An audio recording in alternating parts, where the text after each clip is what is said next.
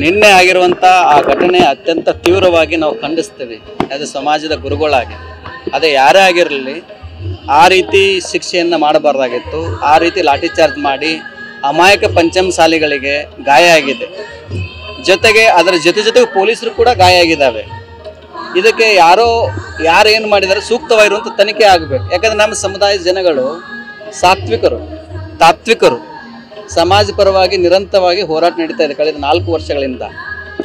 ಆ ಭಾಗದಲ್ಲಿ ನಿನ್ನೆ ನಡೆದಂಥ ಈ ಹೋರಾಟದಲ್ಲಿ ಯಾರೋ ಕಿಡಿಗೇಡಿಗಳು ಕಲ್ಲು ಮತ್ತು ಪಾದರಕ್ಷೆನ ತೂರಿ ಆ ಇಡೀ ಘಟನೆಗೆ ಅತ್ಯಂತ ನಮಗೆ ನೋವು ಉಂಟಾಗಿದೆ. ಸರ್ಕಾರ ಅದಕ್ಕೆ ಕಾರಣಕರ್ತರಾದವರಿಗೆ ತನಿಖೆ ಮಾಡಿ ಅವರಿಗೆ ಸೂಕ್ತವಾಗಿರುವಂಥ ಶಿಕ್ಷೆಯನ್ನು ನೀಡಬೇಕಂತ ಸರ್ಕಾರಕ್ಕೆ ನಾವು ಆಗ್ರಹವನ್ನು ಮಾಡ್ತೇವೆ. ಸ್ವಾಮೀಜಿಗಳನ್ನು ಬಂಧಿಸುವಂತ ಕೆಲಸ ಮಾಡಿದ್ದಾರೆ ಸರ್.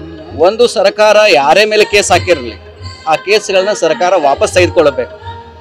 ಎಲ್ಲರೂ ಕೂಡ ಅಲ್ಲಿ ಯಾರು ಕೂಡ ಸರ್ಕಾರಕ್ಕೆ ಕೆಟ್ಟದ್ದು ಮಾಡ್ಬೇಕಂತ ಬಂದವರಲ್ಲ. ಯಾರು ಕೂಡ ಇದರಲ್ಲಿ ಕೆಲವರು ಮಾತ್ರ ತಮ್ಮ ರಾಜಕೀಯ ಬೇಳೆಯನ್ನು ಬೇಯಿಸೋ ಸಲುವಾಗಿಯೇ ಇದನ್ನು ಮಾಡಿರಬಹುದು. ಸಮಾಜಕ್ಕೆ ಕಪ್ಪು ಚುಕ್ಕೆ ತರುವಂಥ ಕೆಲಸ ಆಗಿರಬಹುದು ನಿನ್ನೆ.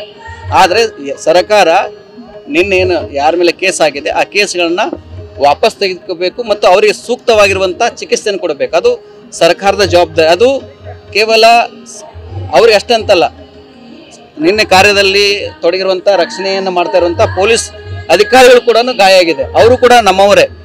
ಹಾಗಾಗಿ ಕರ್ನಾಟಕ ಶಾಂತಿ ಸುವ್ಯವಸ್ಥೆ ರಾಜ್ಯವಾಗಿರೋದ್ರಿಂದ ನಾವು ಸರ್ಕಾರಕ್ಕೆ ಏನು ಆಗ್ರಹ ಮಾಡ್ತೀವಿ ಅಂತಂದರೆ ಈ ರೀತಿ ಘಟನೆಗಳು ಮತ್ತೆ ಮರುಕಳಿಸದಂತೆ ಸರ್ಕಾರ ಜಾಗೃತಿ ವಹಿಸ್ಕೋಬೇಕು ಅಂತ ಈ ಮೂಲಕ ಹೇಳ್ತೀವಿ. ಅವ್ರು ಹೇಳ್ತಾರೆ ಕಾಂಗ್ರೆಸ್ನಲ್ಲಿರುವಂತ ಪಂಚಮಸಾಲಿ ಕೆಲವೊಂದು ಮುಖಂಡರಿಗೆ ಸಾಥ್ ನೀಡಿದ್ದಾರೆ, ಅವರು ಆಪಾದನೆ ಮಾಡ್ತಿದ್ದಾರೆ. ಅದಕ್ಕೆ ನಾವು ಯಾವುದೇ ಒಬ್ಬ ರಾಜಕಾರಣಿಗಳ ಹೇಳಿಕೆಗಳಿಗೆ ನಾವು ಪ್ರತಿಕ್ರಿಯೆ ಕೊಡೋದಿಲ್ಲ. ನಾವು ಅದನ್ನೇ ಭಾಳ ಸೂಕ್ಷ್ಮ ಇದೆ. ಕೆಲವರು ತಮ್ಮ ರಾಜಕೀಯ ಬೇಳೆಯನ್ನು ಬೇಯಿಸುವ ಸಲುವಾಗಿ ಇವುಗಳನ್ನ ವೇದಿಕೆ ಅಂತೇಳಿ ಕ್ರಿಯೇಟ್ ಮಾಡಿಕೊಂಡು ಜನಗಳಿಗೆ ತಪ್ಪು ಮಾಹಿತಿಯನ್ನು ಕೊಡ್ತಾ ಇದ್ದಾರೆ. ಸಮಾಜಕ್ಕೆ ತಪ್ಪು ಸಂದೇಶ ಹೋಗಬಾರ್ದು. ನಾವು ಕೂಡ ಹೋರಾಟ ಮಾಡ್ತಾ ಇದ್ದೀವಿ. ನಮ್ಮದು ಕಾನೂನಾತ್ಮಕವಾಗಿರುವಂಥ ಹೋರಾಟ 1994ರಿಂದ ನಿರಂತರವಾಗಿರುವಂಥ ಹೋರಾಟ ಇದು. ಅದಕ್ಕೆ ಬೇಕಾಗಿರುವಂತಹ ಕೇಂದ್ರದ OBCಗೆ ಏನು ಬೇಕು, ನಮ್ಮ ಸಮುದಾಯಕ್ಕೆ ಬೇಕಾಗಿರೋದು ಕೇಂದ್ರದ OBC ಮೀಸಲಾತಿ ಮತ್ತು 2A ಹೋರಾಟ ನಿರಂತರವಾಗಿ ನಡೆದಿದೆ, ಇವತ್ತಿಂದಲ್ಲ ಇದು. ಆದರೆ ಹೋರಾಟ ಮಾಡುವಂಥ ಸಂದರ್ಭದಲ್ಲಿ ಈ ರೀತಿ ಮಾಡಿರುವುದು, ಈ ರೀತಿ ಘಟನೆ ಇದು ಕರ್ನಾಟಕಕ್ಕೆ ಅತ್ಯಂತ ಕೆಟ್ಟ ಸಂದೇಶವನ್ನು ಕೊಡ್ತದೆ.